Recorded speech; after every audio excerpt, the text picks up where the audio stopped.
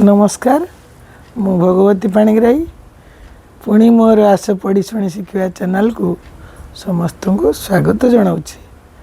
पिला माने आज मु तुम मान गोटे कथा कहबी तमें शुण।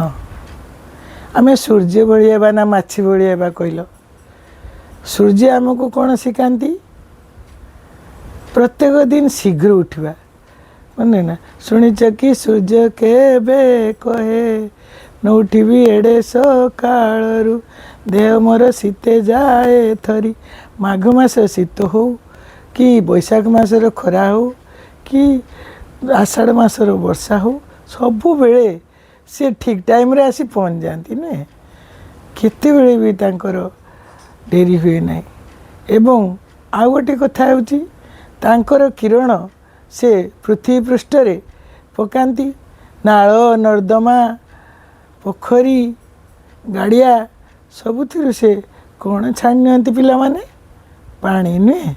से पानी को से संचय करी आकाश रे रखी सेठी आमको पुणी वर्षा आकार रे ढाली दियंती।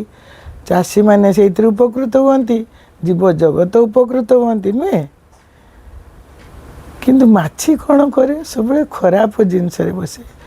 पचा अंडा छेप खंकार सबू खराब जिनस बसे एवं से कौन करे ना तार से खराब जीवाणु तार गोड़े नहीं से समस्त खाद्य पदार्थ रे बसी लोक मानू खराब जिनस बांटी दिए। अर्थात हईजा झाड़ा बांती यही सब जिनस हुए।